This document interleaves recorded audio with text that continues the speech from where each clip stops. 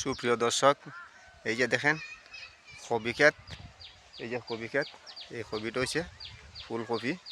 এই যে দেখেন এই ফুলকপি কৃষকের জমিতে আমাদের পাইকপাড়া গ্রামে এই যে ফুলকপি অনেক দিন এই ফুলকপি চাষ করা হতো আদিম যুগ থেকে। এই ফুলকপি বাঁধাকপি আমাদের পাইকপাড়া গ্রামে কুশাসার জন্য বিখ্যাত ছিল, এখনও হয়।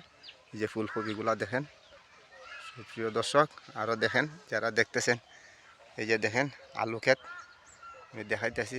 এই যে আলু, এই যে দেখেন আলু ক্ষেত কত সুন্দর, আলু লু বান্ধা হয়েছে এবং পানি দেওয়া হইব। চমৎকার আলু লু বান্ধা হয়েছে।